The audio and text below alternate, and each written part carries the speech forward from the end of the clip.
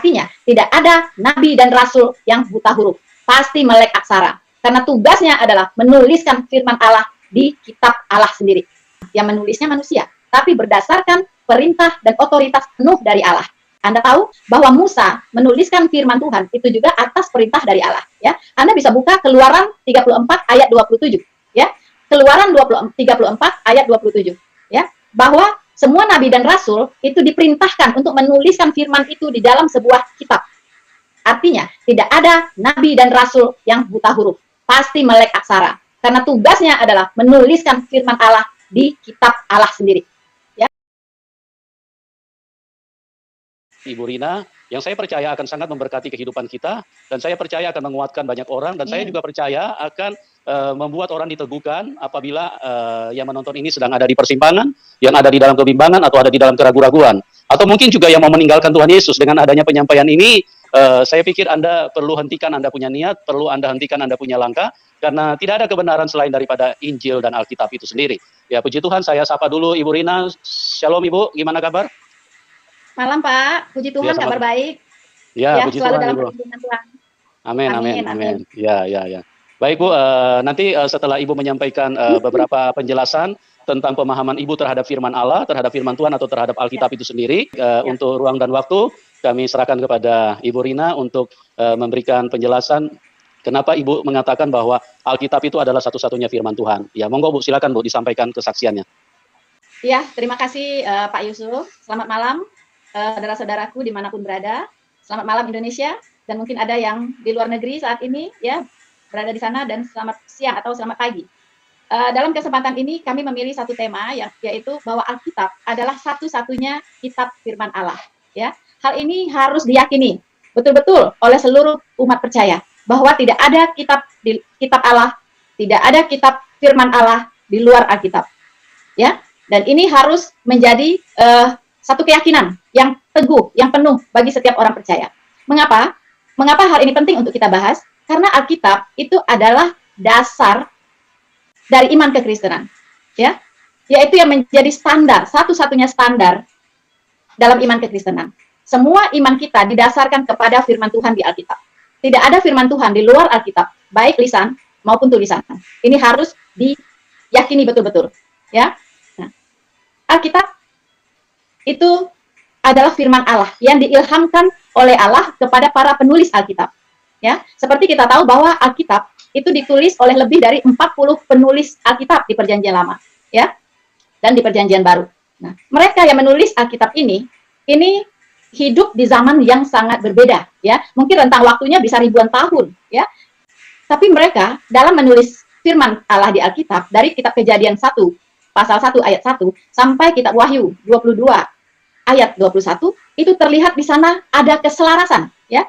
Ada kesinambungan, ya, yang tidak terputus, seperti benang merah yang tidak terputus, ya, dari Kejadian 1 pasal 1 ayat 1 sampai Wahyu 22 ayat 1.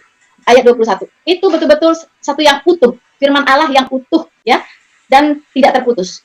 Nah, ini harus kita pahami. Banyak dulu waktu saya masih jadi di Muslim, waktu masih Muslim, saya mendengar bahwa kitabnya orang Kristen itu Injil. Jadi saya taunya cuma Injil. Oh, kitabnya orang Kristen Injil gitu ya.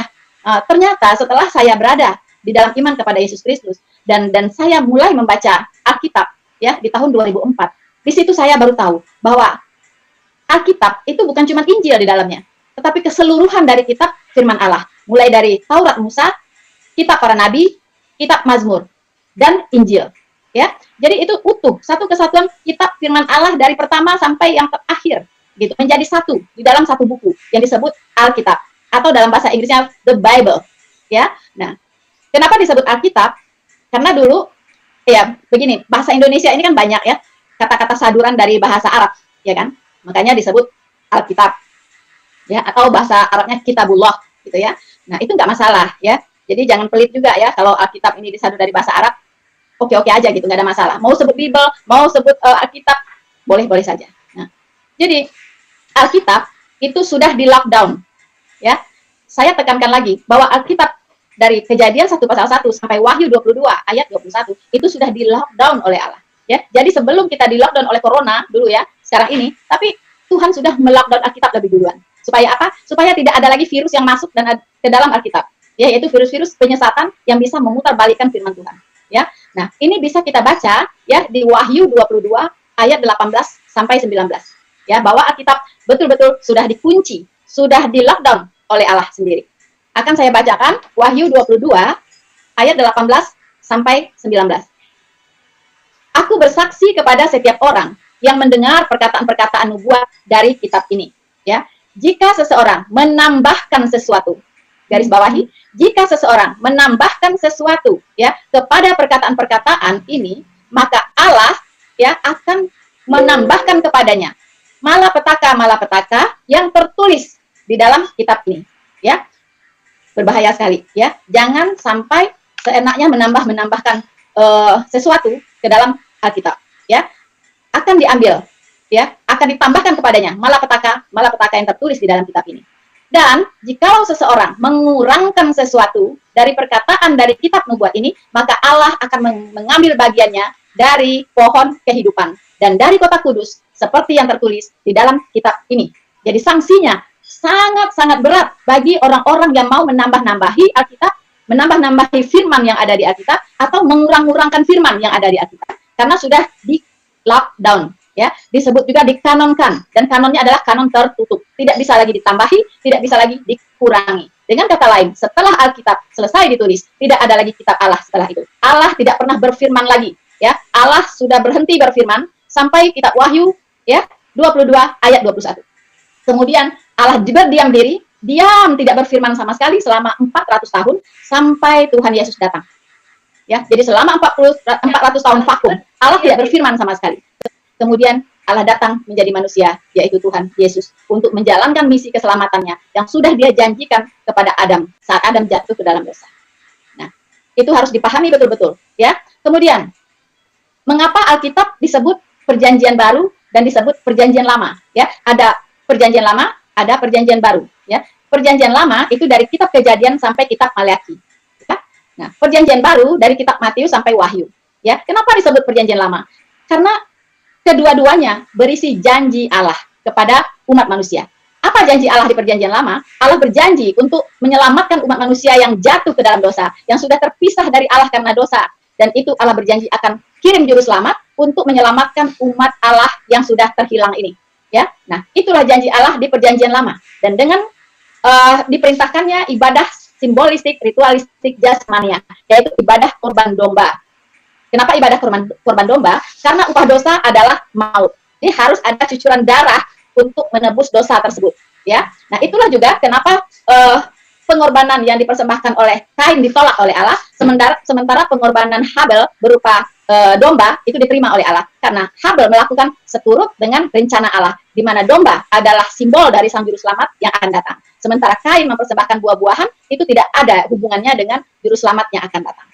Di situ kita bisa buktikan, ya. Kemudian, di Perjanjian Baru, Allah menjanjikan bahwa siapa yang percaya kepada Juru Selamat yang sudah datang ini, yang sudah dikorbankan di kayu salib bagi pengampunan dosa seluruh umat manusia, dia akan diselamatkan. Siapa yang tidak percaya akan dihukum. Itulah janji Allah. Ya, bahkan Allah berjanji, Tuhan Yesus berjanji, bagi kita yang percaya kepadanya, bertobat sungguh-sungguh, ya, dia akan menyediakan tempat bagi kita di sorga. Ya, supaya di mana dia berada, kita pun berada. Itulah janji Allah di Perjanjian Baru. Makanya disebut dengan Perjanjian Baru. Ya, di Perjanjian Baru tidak perlu lagi mengorbankan domba, karena domba itu adalah Tuhan Yesus sendiri yang datang sebagai domba hakikat. Makanya Yohanes Pembaptis berseru-seru ya saat membuka jalan bagi Tuhan Yesus. Inilah anak domba Allah yang menghapus dosa dunia. Ya, dia umumkan, "Hei, inilah anak domba Allah yang menghapus dosa dunia." Jelas bahwa Yesus Kristus adalah anak domba Allah, simbolnya yang disembelih di Perjanjian Lama. Dan Yesus Kristus adalah hakikatnya. Makanya betul bahwa tidak ada jalan keselamatan, tidak ada yang bisa masuk sampai ke surga kecuali melalui iman kepada Yesus Kristus. Manusia di Perjanjian Lama beriman kepada Juru Selamat yang akan datang, manusia di Perjanjian Baru beriman kepada Juru Selamat yang sudah datang. Tidak ada jalan lain untuk bisa diselamatkan. Tidak ada jalan alternatif, tidak ada kemungkinan yang lain, hanya melalui iman yang benar kepada Yesus Kristus. Nah, kembali ke Alkitab. Pada kenyataannya, faktanya, ada beberapa kitab ya yang mengklaim dirinya sebagai kitab firman Allah. Minimal ada 4-5 kitab yang ada di dunia ini mengklaim dirinya sebagai kitab firman Allah. Lalu bagaimana kita bisa tahu? Ya, cuman ada 3 opsi di sini. Pertama, dikatakan bahwa kalau dikatakan semua kitab ini adalah firman Allah, jelas itu bertentangan dengan sifat Allah yang sangat konsisten. Ya, kalau misalnya semua kitab ini adalah firman Allah, bahwa itu tidak konsisten. Karena apa? Karena setiap kitab itu memiliki pengajaran yang berbeda. Ya, jalan keselamatan yang ditawarkan juga berbeda. Ya, standar moralnya juga berbeda. Jadi tidak mungkin Allah yang esa, yang satu-satunya itu mengajarkan hal-hal yang berbeda-beda sebagai standar untuk umat manusia. Itu sangat tidak mungkin. Ya. Opsi kedua, bahwa semua kitab yang ada ini adalah bukan firman Allah. Nah, ini bahaya. Kalau kitab ini semua bukan firman Allah, berarti tidak ada Allah. Ya, tidak ada Allah, makanya tidak ada firman Allah. Dan ini juga tidak mungkin, karena semua kita tahu bahwa Allah itu ada. Ya, nah, opsi ketiga, bahwa salah satu saja dari semua kitab yang ada ini adalah firman Allah. Ini secara akal sehat baru bisa diterima. Ya, Allah itu konsisten, berarti dia punya satu standar, ya, pengajaran, standar moral, standar jalan keselamatan, satu-satunya. Makanya dari semua kitab yang ada, pastinya hanya satu saja yang merupakan kitab firman Allah. Pertanyaannya, bagaimana kita tahu mana yang merupakan kitab firman Allah? Ada 2 pendekatan yang kita pakai. Pertama, kitab firman Allah, isinya itu harus selaras ya dengan sifat-sifat Allah. Ya, isinya tidak boleh bertentangan dengan sifat-sifat Allah. Kita tahu sifat Allah itu maha benar, maha adil, maha suci, ya, dan maha kasih. 4 sifat dasar Allah ini harus tercermin di dalam pengajaran Allah yang ada di Alkitab. Harus tercermin dalam setiap firman Allah yang tertulis di Alkitab. Ya. Saya katakan, saya memilih Alkitab, ya, memilih percaya kepada Alkitab. Kenapa? Karena di dalam Alkitab tercermin semua sifat-sifat Allah yang saya sebutkan tadi. Dia maha tahu, ya, Allah maha tahu. Dia kuasa memberitahukan hal-hal yang jauh di depan, ribuan tahun di depan. Dia sudah bisa kasih tahu hari ini. Contoh, tentang Tuhan Yesus sang Mesias, juru selamat itu. Dia sudah kasih tahu 700 tahun sebelumnya, itu sang kitab Yesaya khusus untuk kitab nubuatan terhadap juru selamat, bagi juru selamat, ya. Siapa juru selamat yang akan datang? Akan dilahirkan oleh siapa? Akan dikandung oleh siapa? Kemudian mukjizatnya seperti apa? Tujuannya untuk disalibkan untuk apa? Itu semua sudah dinubuatkan di dalam kitab Yesaya. Ya. Nah, kemudian dia maha suci, ya. Dia maha suci. Alkitab mengandung pengajaran Allah dengan standar moral tertinggi. Ya, ini harus dipahami. Ya, standar moral yang ada di Alkitab adalah standar moral tertinggi. Ya, orang di luar sana mengatakan kasihilah saudaramu, tapi Alkitab mengatakan kasihilah sesamamu manusia seperti dirimu sendiri, dan kasihilah musuhmu, dan berdoalah bagi orang yang menganiaya kamu. Ya, kalau ditampar pipi kiri, berikan pipi kananmu. Kalau diminta bajumu, berikan jubahmu. Itu adalah standar moral tertinggi. Tidak ada agama manapun yang mengajarkan itu. Ya, perbuatlah sesuatu kepada orang lain yang engkau inginkan orang lain perbuat kepadamu. Ya, jadi kita berbuat dulu kepada orang lain. Kalau kita mau orang lain berbuat itu kepada kita, itu standar moral tertinggi. Ya, kemudian Allah itu maha kasih. Justru isi Alkitab keseluruhan itu adalah untuk menyatakan kasih Allah. Betapa Allah ingin manusia ini selamat, ya, kembali bersama Dia di sorga.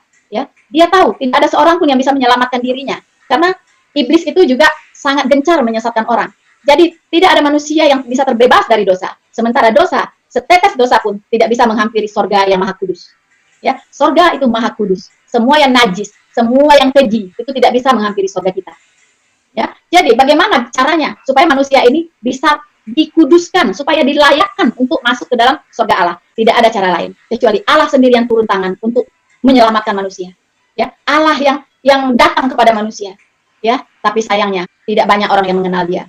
Tidak banyak orang yang mau menerima Dia. Banyak manusia dengan ketinggi hatiannya, dengan kesombongannya, ya, tidak mau menerima kasih anugerah Allah yang begitu besar. Dia malah membuat jalannya sendiri. Dia mencari caranya sendiri dengan berjuang sekuat tenaganya untuk bisa mencapai surga. Tapi maaf, itu semua adalah sebuah kesia-siaan. Karena tidak ada yang bisa sampai ke surga kalau bukan Tuhan sendiri yang menarik kita ke surga. Ya, jadi Alkitab jelas mencerminkan semua sifat-sifat Allah. Pendekatan kedua yaitu dengan cara circular reasoning, yaitu pembuktian bolak-balik. Saya contohkan, 2 dikali 4 adalah 8. 8 dibagi 4 adalah 2. Ya, 2 dikali 4 adalah 8. Begitu, bolak-balik. Ya, jadi firman Tuhan yang ada di Alkitab bisa menjelaskan dirinya sendiri. Ya, Anda tidak paham ayat ini, nanti di ayat lain akan dijelaskan. Jadi Alkitab tidak butuh penjelasan dari luar Alkitab. Tidak butuh referensi apapun di luar Alkitab. Karena Alkitab firman Allah itu hidup. Firman itu hidup. Bisa menjelaskan dirinya sendiri. Karena firman itu sebenarnya adalah Allah itu sendiri. Ya, ini harus dipahami. Alkitab, saya katakan tadi, itu sudah di lockdown. Ya, sudah dikanonkan. Ya. Perjanjian lama terdiri dari 39 kitab. Perjanjian baru terdiri dari 27 kitab. Ya. Mengapa 39 kitab ini yang diakui ya sebagai kitab perjanjian lama? Tuhan Yesus sendiri yang mengutip ya hanya 39 kitab ini. Jadi yang dikutip oleh Tuhan Yesus hanya 39 kitab ini. Kita bisa baca ya, kita bisa baca di Lukas 24 ayat 44. Silakan dibuka Alkitab Anda kalau ada bersama dengan Anda sekarang. Ya, kalau tidak saya bacakan.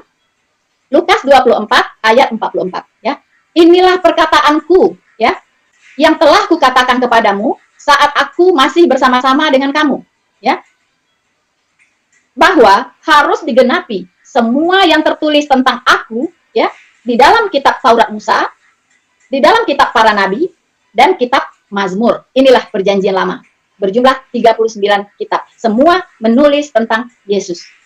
Ya, jadi Yesus bukan baru ada di perjanjian baru, bukan. Tuhan Yesus itu sudah ada karena dia Allah, ya. Dia adalah yang awal dan yang akhir. Dia adalah Alfa dan Omega. Ya. Jadi jangan kira Tuhan Yesus kemana sebelum di perjanjian baru. Ya, dia ada, ya. Makanya di salah satu ayat Tuhan Yesus berfirman, "Aku sudah ada sebelum Abraham jadi." Ya. Jadi sebelum Abraham pun itu Tuhan Yesus sudah ada, ya. Oke. Ya, ya. Kemudian sedikit lagi, mengapa kitab perjanjian baru itu disebut ya firman Allah, dan ini terdiri dari 27 kitab ya, 14 kitab diantaranya ya, 14 surat diantaranya itu adalah tulisan Rasul Paulus. Mengapa disebut? Banyak yang komplain kepada saya, yang menuduh bahwa Injil itu adalah tulisan manusia, Alkitab itu tulisan manusia ya. Saya katakan memang yang menulisnya manusia, tapi berdasarkan perintah dan otoritas penuh dari Allah. Anda tahu bahwa Musa menuliskan firman Tuhan itu juga atas perintah dari Allah ya. Anda bisa buka Keluaran 34 ayat 27 ya. Keluaran 34 ayat 27 ya, bahwa semua nabi dan rasul itu diperintahkan untuk menuliskan firman itu di dalam sebuah kitab. Artinya tidak ada nabi dan rasul yang buta huruf, pasti melek aksara, karena tugasnya adalah menuliskan firman Allah di kitab Allah sendiri ya. Mari kita baca Keluaran 34 ayat 27. Berfirmanlah Allah, berfirmanlah Tuhan kepada Musa, ya. Berfirmanlah Tuhan kepada Musa, tuliskanlah, ya, tuliskanlah segala firman ini, sebab berdasarkan firman ini telah kuadakan perjanjian dengan engkau, ya, perjanjian dengan engkau dan dengan Israel, ya. Lihat, Allah memerintahkan Musa untuk menuliskan firman Allah ini di dalam sebuah kitab. Maka terciptalah kitab Taurat. Ya, inilah perintah, inilah yang mendasari Musa menulis kitab Taurat. Makanya disebut Taurat Musa. Begitupun kepada nabi-nabi yang lain, kepada Yeremia, ya, itu juga diperintahkan untuk menuliskan di sebuah kitab. Daud juga sama dengan Mazmurnya, diperintahkan untuk menulis firman Allah di dalam sebuah kitab. Ya, jadi tidak ada firman Allah mengambang di udara, tapi harus tertulis di Alkitab. Dan saat mereka menulis, mereka diilhami oleh Roh Kudus, ya, diilhami oleh Allah sendiri, ya, maka disebut firman Allah karena diilhami oleh Allah.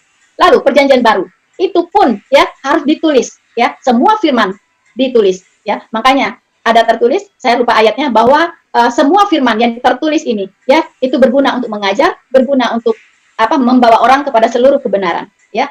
Jadi Alkitab adalah firman tertulis. Mengapa perjanjian baru bisa disebut firman Tuhan? Karena diilhami penulisnya oleh Allah sendiri saat menuliskan firman ini. Mengapa? Pertama ya, satu ya, itu di backup oleh para rasul. Ya, firman yang tertulis itu di backup oleh para rasul karena dia sendiri, rasul sendiri yang menulis. Kemudian di-proofread oleh para rasul. Artinya firman ini beredar di saat rasulnya masih hidup. Ya. Jadi kalau muncul firman lain sementara yang menulisnya sudah lama meninggal, itu harus Anda waspadai. Tapi firman yang tertulis di Alkitab itu ditulis ya dan di-proofread oleh penulisnya langsung, yaitu nabi dan rasul. Oke?